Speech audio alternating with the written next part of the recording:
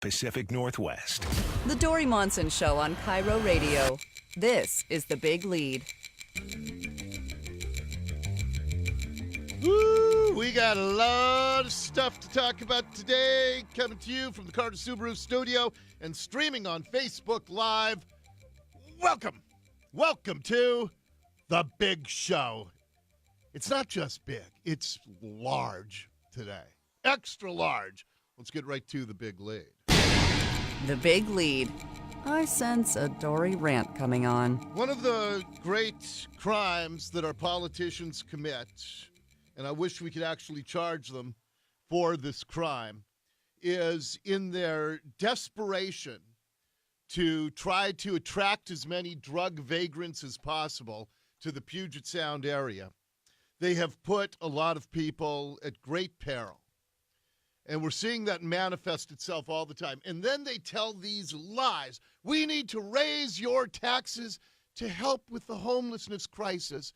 And the accused child rapist mayor, he was peddling that completely bogus survey that they did that said that very few people on the streets are using heroin, and most of them are your neighbors. They're King County born and raised.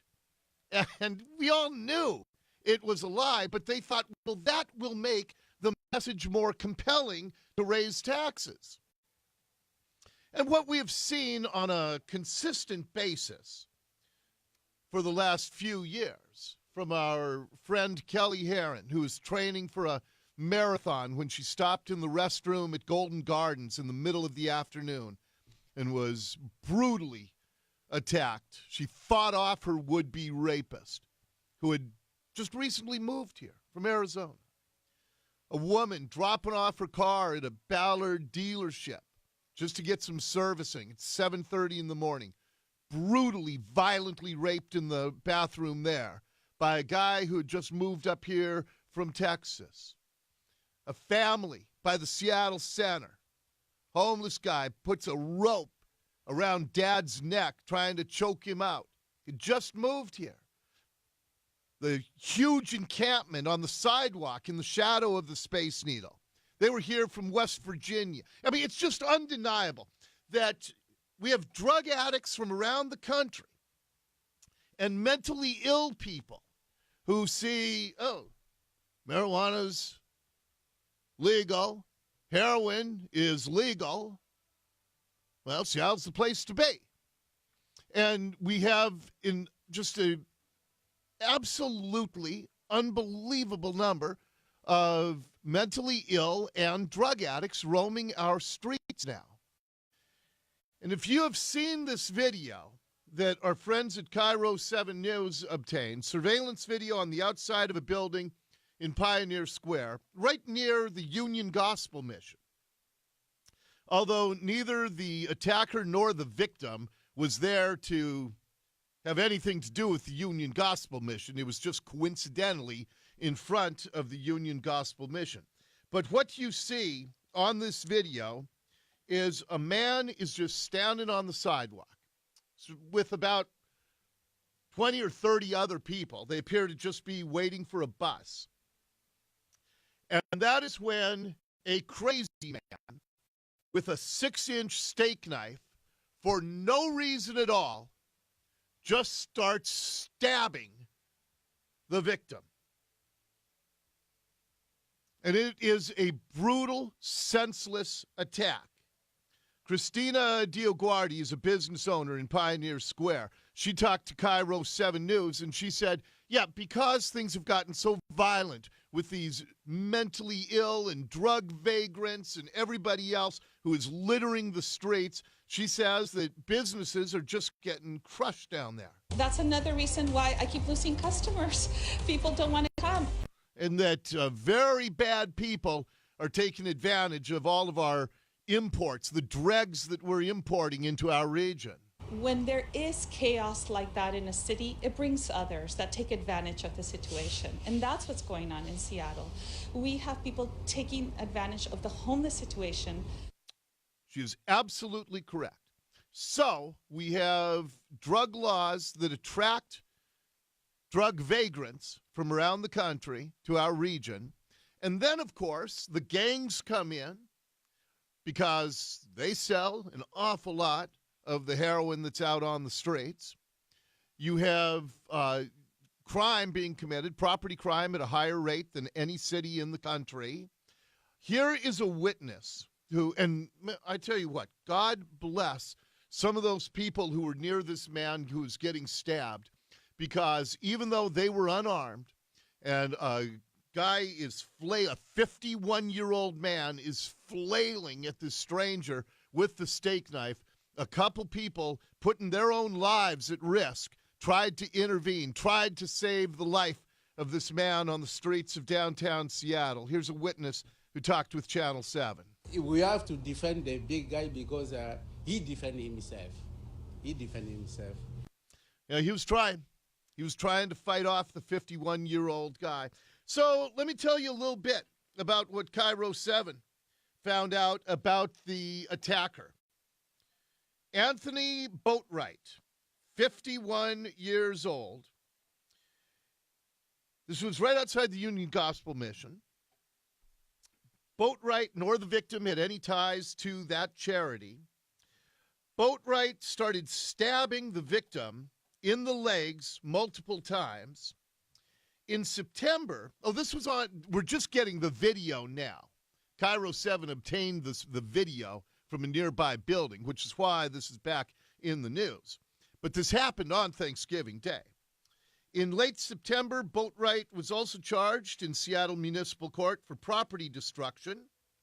But he just came out here recently from Pennsylvania, where he had convictions for simple assault, aggravated assault, cruelty to animals, terroristic threats, robbery, burglary, criminal conspiracy, and much, much more. A rap sheet as long as your arm dating back to 1991. He came to Seattle last August. He listed a 3rd Avenue homeless shelter as his address, which is part of the scam that Jenny Durkin and Dow Constantine and the accused child rapist, that's part of the scam they've been trying to pull on the taxpayers. They say, oh, look, we did a poll. See, they're all from King County.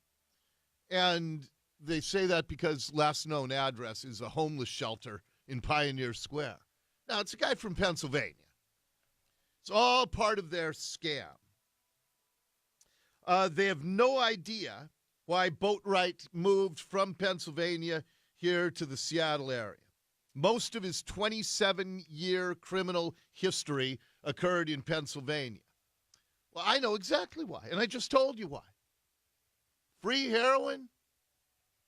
City council woman wants to look into having the taxpayers buy the heroin. Prosecutors won't prosecute for heroin. Marijuana's legal. You can shoot up heroin in front of cops in downtown Seattle, and nothing will happen because the cops know the prosecutors prosecute personal possession amounts. I was texting, you may know my friend Terry Holloman from the barbershop, and I was texting with Terry last night, just getting caught up, and he told me a story about he was trying to get into a building over on Westlake, and there's somebody blocking the door, and he looks down, and the guy's just sitting there shooting up heroin. I mean, it's just madness right now. And we continue with these politicians and policies that are attracting would-be murderers onto our streets where innocent people are getting brutally attacked. Hamza Albden, he owns a Gyro shop right next to where this happened. And again, he says the city policies, the drug plague is killing these local businesses. Because the homeless all over, a lot of, criminal around, a lot of shooting, a lot of stabbing. And he says the uptick in violence, of course it is connected to all the drug vagrants out there. Because the homeless all over, a lot of, criminal around, a lot of shooting, a lot of stabbing. Yeah, that was the same soundbite there. But he blames the homeless. He says that they are just destroying his business. So why are the politicians doing this? Why in the world are we the drug magnet of America? Well, up next in the big lead. The Big Lead. Your tax dollars at work. So I saw a story on Channel 4 last night where local officials are, if you are a local liberal, socialist, Marxist political person, you hate the government shutdown and what Trump is doing to America.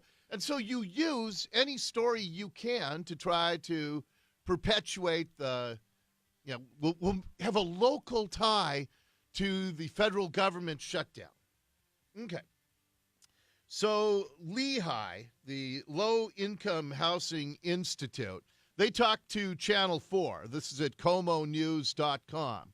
And their director, Lynn Behar, she said because of the federal government shutdown, they just can't provide for their participants. There's no way to provide housing for the population we serve without them. Without the federal government. Hey, there's no way to provide housing for the population you serve if you have $10 billion because they don't want housing. They want to live on the streets. They don't accept services. Lynn Behar says that they, in the destitute people who so good-heartedly work in the homelessness industry, that they're being held hostage by the federal government. Society, is being held hostage for the immigration policies. That's particularly rich coming from Lynn Behar with the Low Income Housing Institute. Society is being held hostage over immigration issues. Lynn, I would say that society is being held hostage by the homelessness industrial complex here in Seattle, where we pay some people a fortune, where we spend $1 billion a year in Seattle and King County, $1 billion a year. $100,000 per homeless person. And you're telling us that we are being held hostage by the immigration showdown? Now, we're being held hostage by you. You may recall last summer, I obtained a copy of the Low Income Housing Institute's 990 form that they had to file for their latest fiscal year. Homelessness is a racket. Why do you think we spend $1 billion? We have women getting raped. We have men getting stabbed. We continue to follow the same path that makes it worse and worse. Why do you think when we spend $1 billion and we continue with drug policies that are leading to these horrific crimes, why do you think we keep traveling down the same path and things keep getting worse and worse? Because the homelessness industry is a racket. So when I obtained the Low Income Housing Institute 990 form, what we found out is that what I've been telling you, they're not designed to get people off the streets and into homes. It's designed to use the sad plight of homeless, mentally ill, drug addicts to enrich all the connected people in the homelessness industry. Sharon Lee, the executive director of the Low Income Housing Institute, $195,000 a year salary plus over $7,000 in other compensation. Do you find it at all ironic that the director of the Low Income Housing Institute pulls down over $200,000 a year? I mean, she solved one homelessness problem, and that's her own. Tell you that. And then the woman who was in that Como News soundbite, Lynn Behar.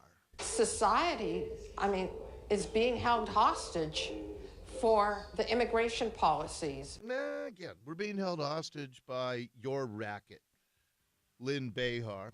Lynn Behar is the chief financial officer of the Low Income Housing Institute. On that same 990 form that I obtained, she made $149,000 plus $7,300 in other compensation. So $156,000 to be the CFO of the Low Income Housing Institute. Their director of housing development makes $113,000 a year. And again, their executive director makes $195,000 in compensation, $7,000 in other, so $202,000. And what do we get for all these six-figure salaries that we pay in the homelessness racket? What do we get? A problem that is exponentially worse year by year. They are not improving the cause that they're getting paid a handsome six-figure salary to address. Politicians continue to import them, and innocent people are getting raped and stabbed, brutally assaulted on the streets of Seattle. This is the truth of what's going on here right now. This is the reality of all of this. And one more thing on this in the big lead. The big lead. Your tax dollars at work. So there is a effort to try to get some of these homeless people into jobs. State Senator Hans Zeiger, he is proposing to pay them $12 an hour, the state minimum wage, to pick up trash. Now, I would guess 95% of the trash around here is caused by homeless people. So I got a lot of questions. Look, I think getting a job is a noble thing. It helps build self-esteem, and it's a necessary component for somebody to turn their life around. They got to get clean first, but getting them a job. But I want to know, are they going to allow them to still be using heroin when they're getting their $12 an hour? How are they going to measure? Are they actually picking up trash? Because a lot of the drug vagrants that I see out there don't have exactly the greatest work ethic in the world. Are they going to measure how much trash they pick up? And then are they going to be able to just like shoot up, drop the needle on the ground, pick up the needle, put it in a trash bag, go collect their paycheck, and then take the needle, shoot up, drop it on the ground, pick up the needle, put it in a bag, collect their paycheck, on and on and on. So the person who's introduced this bill in Olympia, State Senator Hans Zeiger, he's going to join me right after Ursula's news. That is your big lead for today. The big lead on KIRO Radio. Whew, I told you we have a lot of stuff today. We got a lot of other local news I'm going to get to throughout the afternoon. I'm fired up for today. Got a good show for you. Ursula's going to check the news, and then we'll talk to the author of the bill that wants to pay the homeless to pick up trash next as we get rolling on the Dori Monson Show.